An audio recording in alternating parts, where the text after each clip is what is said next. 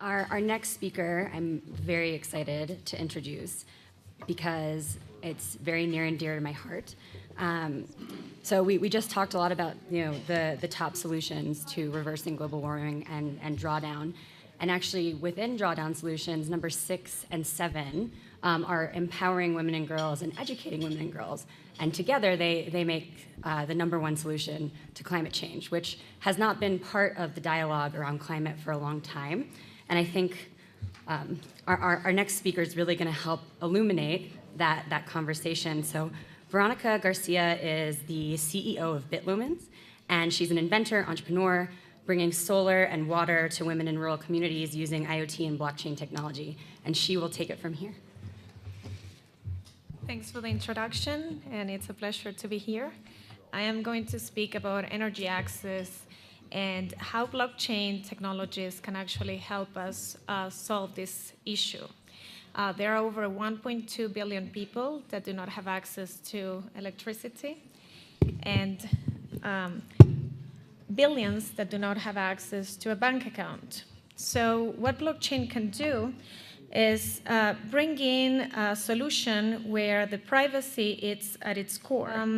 So the blockchain gives us I would say a sense of security and cryptography that we have not seen before. The IoT devices that are out there are increasing as we speak in every single machine. So ideally, we will include this layer of blockchain in each of these machines for several purposes. One of them is for transparency, the other one is for security. So let me give you an example of what we do in the ground so it's less abstract. Thank you. So right now, I will not bore you with all these technical details about cryptocurrencies. There are over 1,900 cryptocurrencies that have been launched in the past years with a market cap of $282 billion. I would just say that I'm not the biggest fan of Bitcoin, but I do believe it's an amazing pilot with amazing infrastructure that it's trustless. So people in Venezuela, for instance, who do not trust the system, which is pretty corrupt, will trade and get Bitcoins as a store of value in this case, because the volatility is way lower than the Venezuelan Bolivar. This is the money flower. I think it's very important to mention the taxonomy of money through a Venn diagram. And here we see the different type of key properties of money. The issuer, which can be a central bank or other. Then we have the form. It can be digital or physical. Its accessibility, is it widely accessed or is it restricted? And last but not least, is it the technology part, which can be a token or account-based. In the microcurrency that we are adopting, the Bitlumens token in this case, it is restricted into our system. The idea is that collaborators all over the world can invest in off-grid cities. Okay, so what we do is bring solar home systems into these areas. This is a solar panel, a battery, LED light bulbs, and you can charge your cell phone. Just to give you an idea, these communities pay anywhere between $8 to $10 just to charge their phones. And in terms of fuels, they pay anywhere between $15 to $20 per month. So what we do is give them these solar panels, they will, and batteries, they will pay in installments, and all of this data is recorded on the blockchain. And why do we record it? We record it for 2 different purposes. One of them is to give them with a credit score. So we will have KYC, or know your customer, on each of them.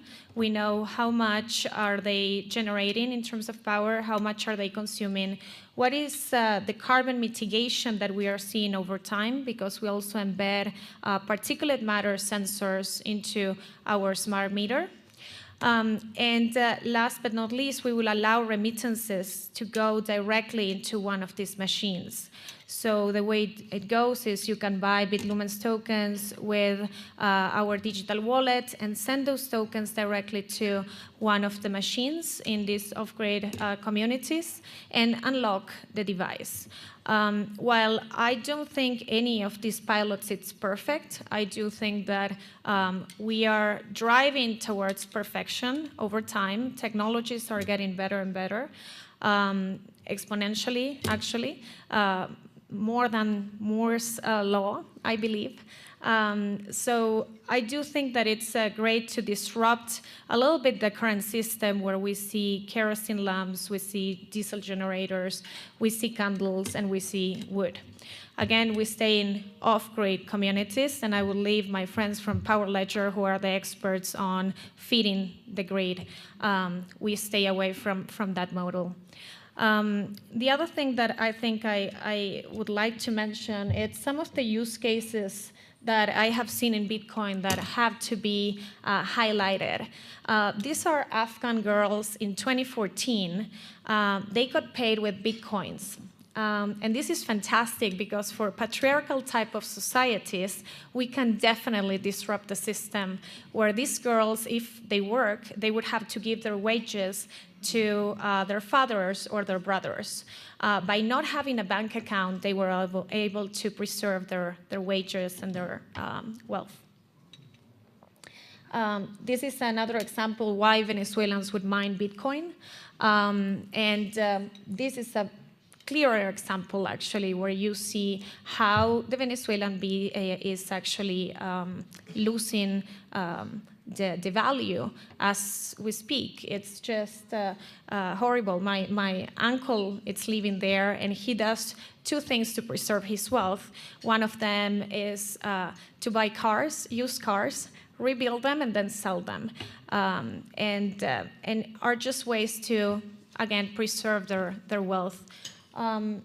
So the digital currency and microcurrency area that we are seeing right now, it's I don't think it's great for every country, but there are some where the trust in the system have been lost, and it's great to include these digitalized assets so people can start to use them as a way to preserve their wealth.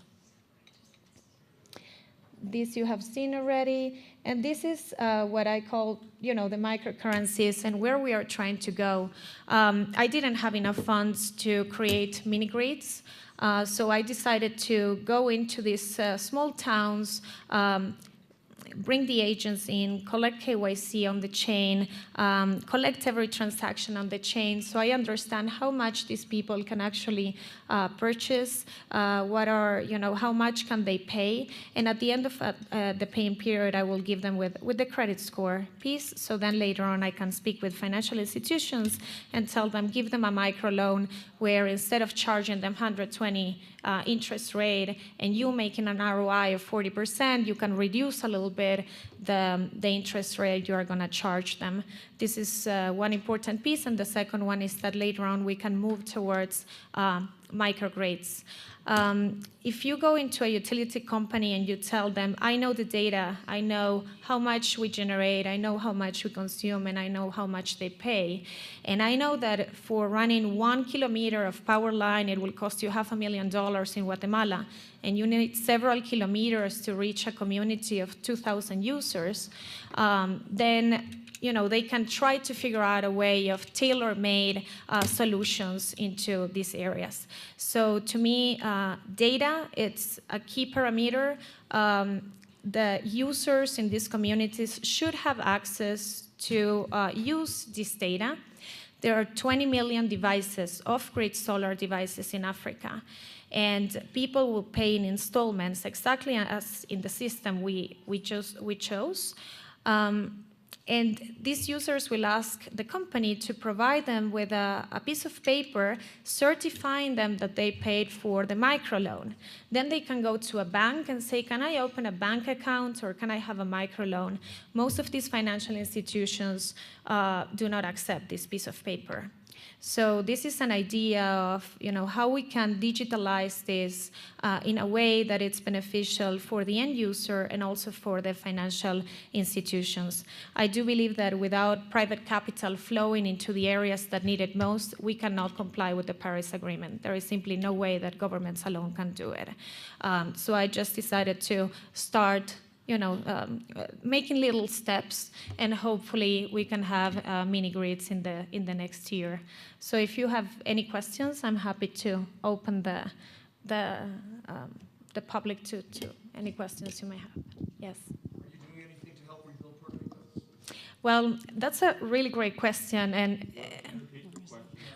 Are you doing anything to help rebuild Puerto Rico? So Puerto Rico, it's a very interesting case.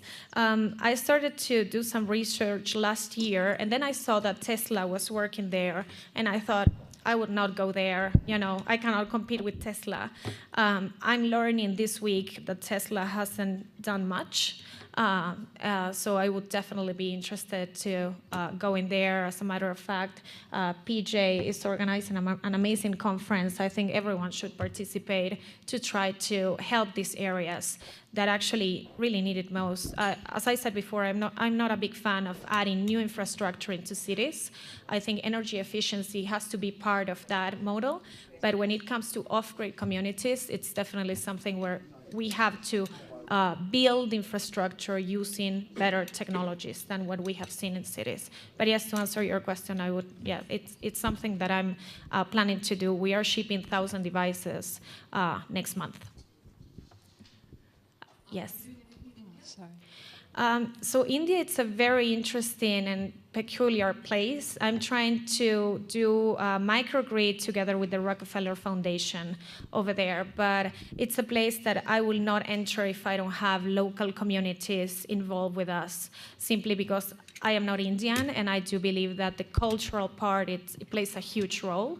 So now we are trying to work with NGOs, foundations, the Rockefeller Foundation. The UN had given me some of their agents to be able to open the market in Indonesia. So we are really trying hard to do the first step towards those communities. Fantastic. Yes? Yeah, similar line of question. Love what you're doing. Thank you. Hold on. We need the microphone, please. I was coming over to you.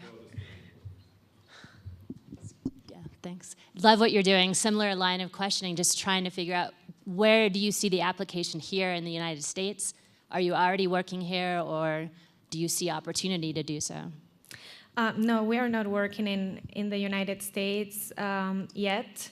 As I said before, I think for us it would be fantastic to stay in places where off-grid communities are really there, and I don't see a big use case here in the US for that.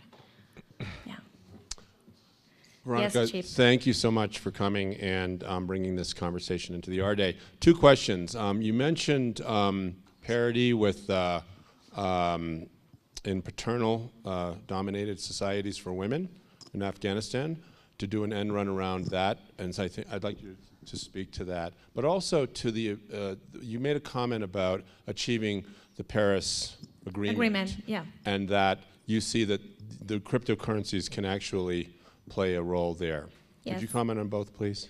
Yes, absolutely. So it's very simple. So when it comes to investments, I think we should be able to quantify, and we should be able to provide reporting on SDGs and try to focus on renewable technologies, try to focus and quantify the impact of these technologies in communities like the one I just described, off-grid. Cryptocurrencies are just a mean of a mini currency that can actually have an impact on a small system. So in my case, it's a closed system, it's a restricted system, but I do believe that people around the world can collaborate in this type of communities. Any additional questions? There is one last remark I want to make, and it's related the difference between so right now, let me back up a little bit. Regulation, it's an important topic for us, at least in the company. We spend 9 months trying to get regulated. My company is located in Switzerland. I'm partly Swiss. So there, the financial or the regulatory financial authority had given us a letter saying that we are a utility token and that we can operate. I would just try to push and tell every single startup to try to get regulated, to try to get KYC or know your customers of each collaborator in the system. There is, it's imperative that we try to comply with regulators and that we find the intersection between these two worlds, because separately, alone, both worlds cannot do it.